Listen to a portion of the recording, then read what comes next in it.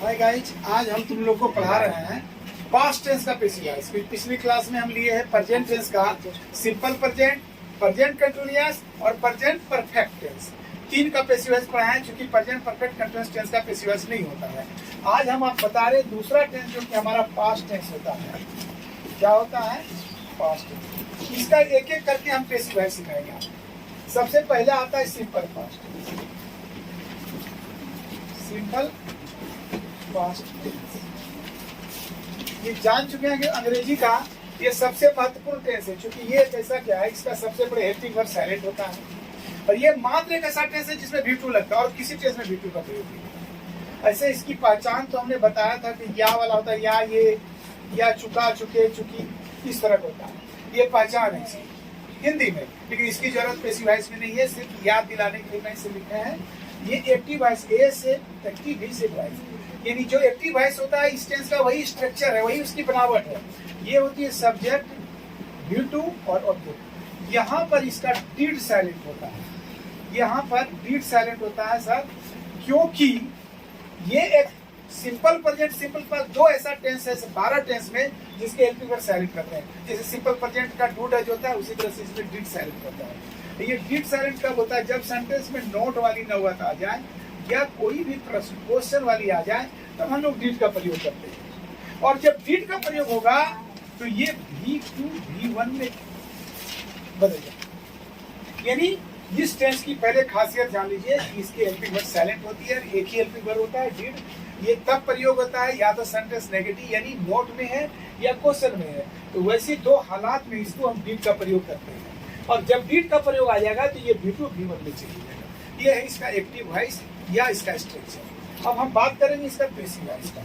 Passive voice में वही उल्टी बात करना है, ऑब्जेक्ट इधर आएगा, ये अपने रूप बदल कर, अगर नाउन है तो सेम वैसे, अगर यहाँ मी है तो आई बनेंगे, यानी ऑब्जेक्टिव रूप यहाँ सब्जेक्टिव रूप में आएगा।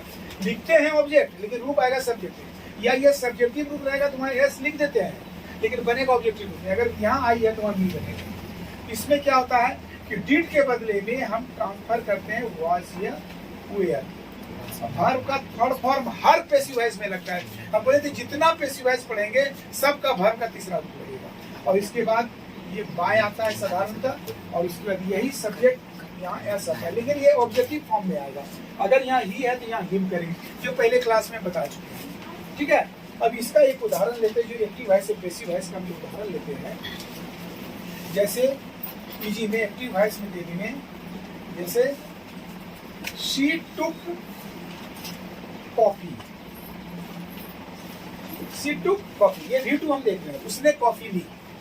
इसका जब पैसिव वॉइस बनाएंगे तो क्या हो जाएगा? कॉफी, क्योंकि ये सिंगुलर है इसलिए वाज लगेगा, अगर प्लूरल रहता तो वेयर होगा। कॉफी अनकाउंटेबल नाउन यानी सिंगुलर है इसलिए वाज लगेगा। क्या लगेगा? वाज लगेगा। अगर ये प्लूरल रहता तो वेयर लगता है। वाज और टुक का वर्ब 3 होता है टेकन, क्योंकि पैसिव वॉइस में हमेशा जो है वर्ब 3 का प्रयोग। टेकन बाय और शी है तो क्या हो जाएगा? इस प्रकार से ये एक्टिव पैसिव वॉइस का निर्माण हम लोग करते हैं। ये हमारा एग्जाम्पल हुआ। एक चीज और याद रखिएगा, फिर उसी तरह से हम इसका पूरा नेगेटिव और को helping verb question, WH question और वो क्वेश्चन पढ़ाते हैं। अब हम नेगेटिव पढ़ाते हैं। ये नेगेटिव जो होती है ये है एक्टिव वॉइस। क्या था? सी, इसका होगा did not take coffee, did not take coffee. ये डिड जब लगा तो ये V1 हो गया, डिड जो लगा ये V1 हो गया। क्योंकि हम बताए थे जब डिड लगेगा तो V1 वो टू जो टेक में बदल जाएगा, हमेशा याद रखिएगा। इसका पैसिव वॉइस जब होगा तो फिर वही होगा कॉफी, वॉज नॉट, क्योंकि नोट आया तो नोट लगेगी। टेक का वर्ब 3 यहाँ टेकन, बाय ये नेगेटिव हुआ। अब हम बताते हैं तीसरा रूप में helping verb question. Helping verb question क्या होता है? ये हो जाएगा फिर डिड शी टेक कॉफी। यहाँ पर क्वेश्चन मार्क होगा। क्या होगा?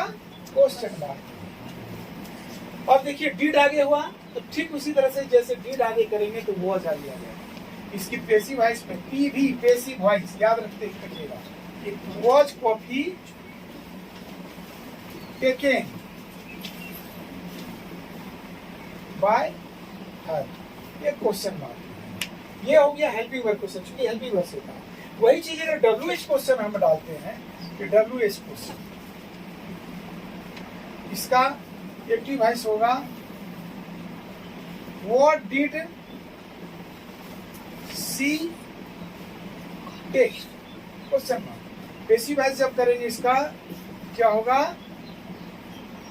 व्हाट इज, क्या हो जाएगा, what was taken, what was taken by हर। एक चीज और बताए थे कि जब व्हाट आएगा तो कॉफी हट जाएगा, इसलिए कॉफी शब्द का प्रयोग नहीं होगा यहाँ पर, इसलिए हो गया व्हाट वाज टेकन बाय हर। ये हो गया डब्ल्यूएच क्वेश्चन। यही डब्ल्यूएच क्वेश्चन के बारे में हम बार बार बोलते हैं कि यहाँ डब्ल्यूएच क्वेश्चन की जगह व्हाट रहेगा तो व्हाट देंगे, व्हेन रहेगा तो व्हेन, वेयर तो वेयर। अगर रहता व्हाट डिड सी टेक, ठीक है। अब व्हेन डिड सी टेक तो when was taken by her, या when did she take coffee रहेगा तो when was coffee taken by her. अगर वेयर रहेगा तो वेयर डालेंगे, व्हाई रहेगा तो व्हाई डालेंगे, हाउ रहेगा तो हाउ डालेंगे। इस तरह से डब्ल्यूएच क्वेश्चन। एक आता है क्वेश्चन हु वाला क्वेश्चन, ये पांचवा है एक्टिव वॉइस में। जैसे who took coffee, who took coffee, क्योंकि हु एक अपवाद में है जहाँ के V2 लगा है, इसमें डिड का प्रयोग नहीं किया जाता है। इसकी जब पेसिव वॉइस करेंगे वही हु का बाय हुम, हु का by whom watch coffee taken, watch coffee taken, question. इस तरह से ये हम डब्ल्यूएच क्वेश्चन में हु को भी हमने बता दिया, हु का बाय होम करेंगे, फिर वॉच हो जाएगा, और फिर जाके ये हो गई आपका 5 तरह से हम तोड़ दिए।